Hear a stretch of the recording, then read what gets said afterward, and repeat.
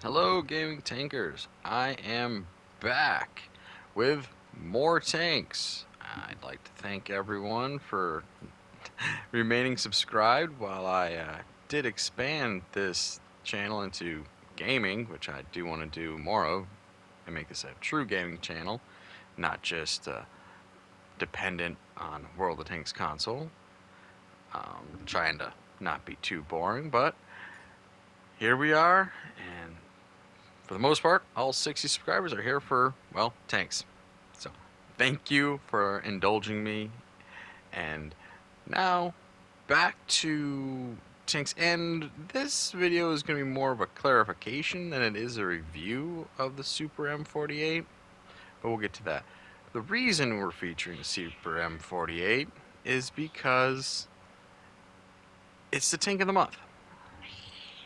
And I bought it. And I'm sorry it's not a leopard, but it does share the same boom snout as many of the leopards do, the L3A7, and this has, I guess, what we're going to have to call the super boom snout, because it has the max pen of 449. Yeah, it comes down to the ammo loadout that World of Tanks console provides, but that's for another video. I said in a previous video talking about what I want to do with this game going forward, and that was not spend so much money on it.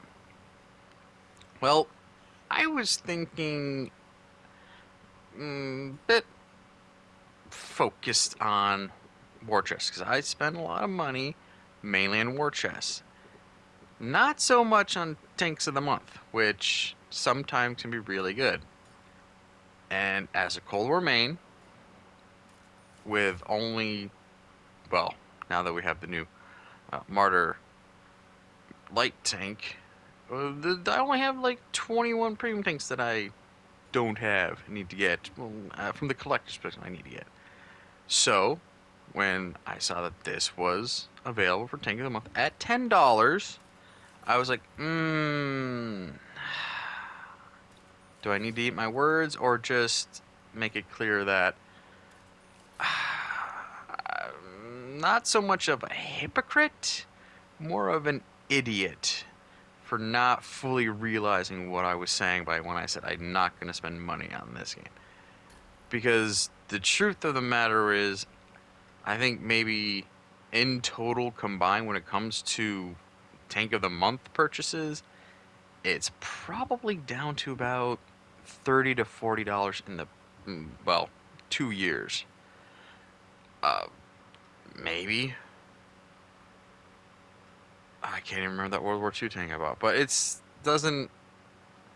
Actually, no, I don't. I think maybe $20, because they're usually a World War II tank, and I don't do World War II. So if it's Cold War, I will be very interested. But I'm getting to the point where it's kind of like, yeah, I have that tank, so I don't need to get it. And also, you get 850 gold, which kind of right there is a good reason to spend $10. And 3 days premium time, and I think got some boosters too. I can't remember what, but it's for $10. You get a pretty decent amount, and I am really impressed with this purchase. So, but yes, going forward, tanks of the month are definitely options for me to spend money on this game, because it's not going to be very often.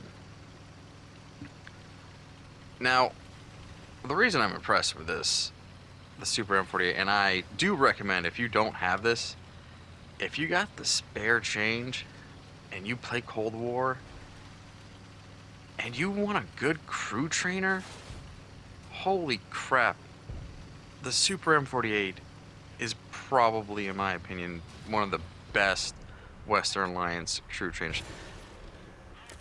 It is, I don't know really, like, okay, compared to the Magach 5 or the M60 Rise, I guess they're the more comparable tanks to compare it to because of the similar-esque platforms. Kind of, you know, the M48s became the M60s, sort of, but the thing is, with how the upgrades are made to do the M48 to make it the Super M48, you have a really solid heavium. There are layers of side armor, not a lot, but they're layers, so you can side scrape. ATGMs aren't a huge threat to you because you have composite turret armor that's again layered, so there's some space, and also on the sides. Of course, farther back you go on the side and from the rear, it is easily penetrable, but it was, oh, okay, we have a medium with some armor. You have the mobility that I maybe make it to over 55 kilometers per hour, standard 48, but you keep up. You're not as fast as a Leopard, but you're able to keep up with the T-72s and other like heavy tanks. And I found myself feeling like this tank is such an all-rounder. And when it comes to crew training, I don't know why I always think of this, but it's the T-70 Ural that is one of the, well, it's has the 25% crew XP on it for making it an Eastern Alliance crew trainer.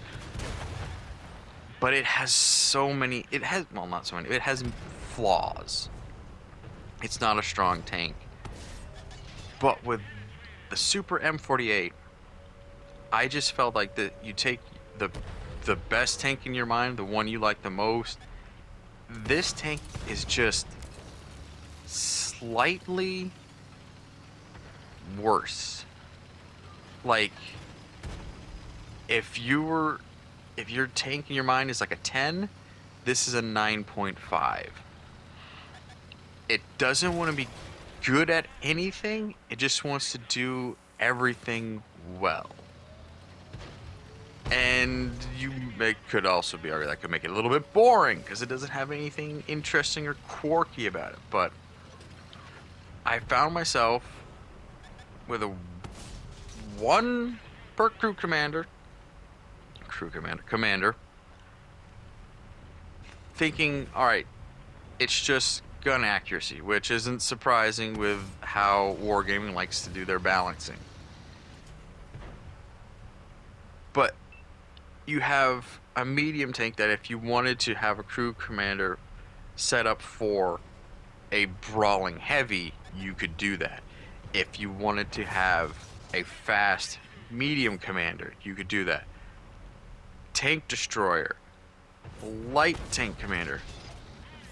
This tank would allow you to properly train them without so much compromising too much, because let's be real, if you're setting up if you're like have a heavy tank that you're using for a crew trainer and you're doing a light tank commander training, it's two separate worlds, and suddenly it's like I've got the concealment and speed. I got the concealment on this heavy tank down, the speed up, but I don't have the right gun, and it's just the armor now isn't fully functional. It's one of those things of like, you don't even like, I don't feel like I have to trade off too much and really impair this tank. And I like that. And also, going back to mobility, okay, we're not a nimble tank, but we can keep up. And if you wanted to boost up the speed and keep up, sort of, or at least keep the leopards in view, you can do that. But I didn't feel that was overrealistic, and I felt like the tank didn't hold me back, it restrained me, because I'm sure we've all had those matches or sessions where we were just like, oh, I am too aggressive and I can't hold myself back. I keep charging in. I'm not paying attention to my team. I'm not paying attention to what's happening on the map. I'm not necessarily looking where I'm going. I'm just charging in and I'm getting wrecked. Well,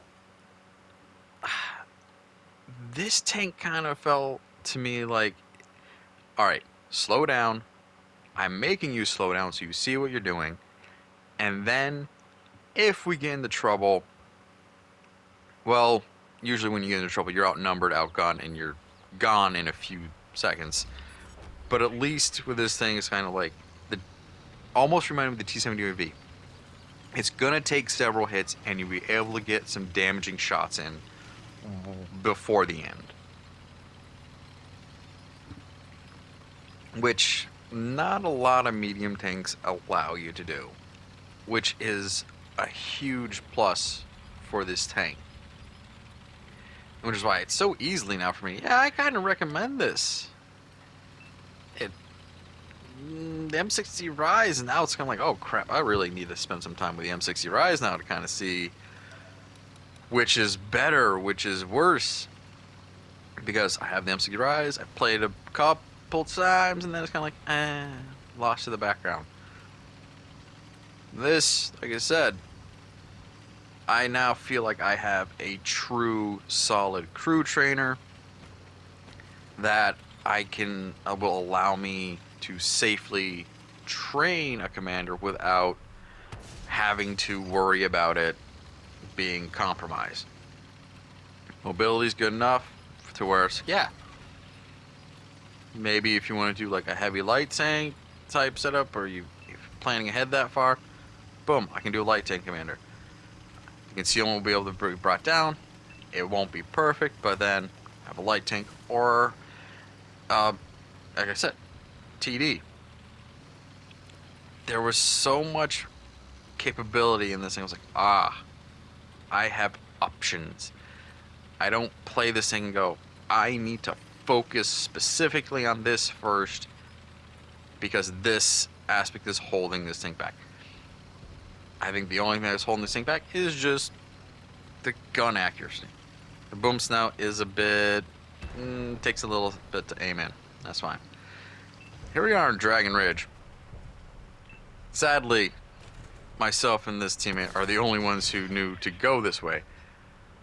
But now we'll get into kind of like match commentary.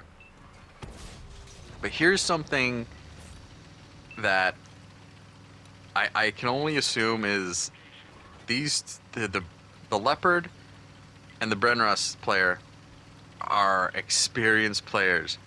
Because while on the one hand, they know they've won this side of the map, but they're cautious enough to make sure that I'm alone.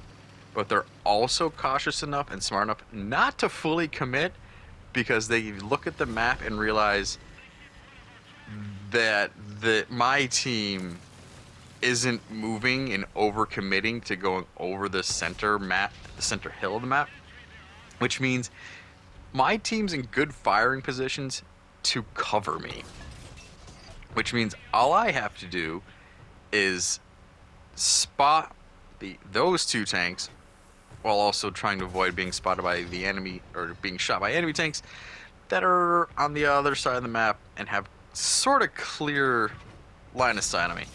It was a unique scenario where I'm like, on the one hand, I'm completely alone, but I'm also well supported. It's kind of weird. It's like, I'm like, oh god, please tell me the fast rounds are coming in, because those are the ones I need. Like I said, this is what I did for the rest of this match. Just come around the corner, peek. Can I get a shot in? I can't believe I believe that shot bounce. I was like, oh yeah, he fell back. They fell back just at the right time, so I caught it. That top plate just as it went like almost perfectly 90 degrees. I mean, it's like, yeah, that's lucky. So my only concern is if those two tanks decide to say, screw it, we're gonna YOLO me, and then it'll be over. Which also means I have to not take so much damage. I'm getting hits here, all because I'm getting spotted, but the tide is turning, and we're getting to that point, that midpoint of the match, no matter how short these matches are, where my team is beginning to take the advantage. And now I'm actually getting support, so we can move in, take up a, just really it's more about just spotting. And that's kind of where like the downside to having a low concealment right now is that once I detect a tank, they detect me. I have to accept that and pray my armor holds, which I have confidence in. And having gun depression does help. Oh, I love this. Yep, every time. Come on, come on. You gonna do it? You're gonna be like every other French tank? Oh, you know. There we go. Do it. Use the autocannon. You know you want to. Oh, they want to preserve their health. But the reason he also, I think, is smart because I know I'm being flanked and that I'm being distracted.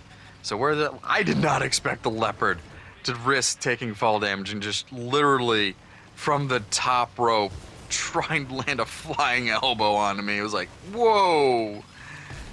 So I was smart enough to know I'm being flanked, but I wasn't quick enough to get into the good position. But as you can see here, the one drawback is the engine bay to this tank does kind of arch up above the hull, so when I swivel my turret around, it will eventually get to a point where it kicks up a few degrees, and suddenly I'm putting rounds directly above the enemy tank's turret, and it's like, ah. But I served my purpose. I detected, and I helped the team come to a win. So yeah, Super M48, a surprisingly effective crew trainer, and that's something nice to have. So with that, I hope you keep your tracks on the ground, RNG's in your favor, like, share, subscribe, and yeah, thanks for sticking around while I experiment with other games on the channel. I'll catch you in the next one. Bye.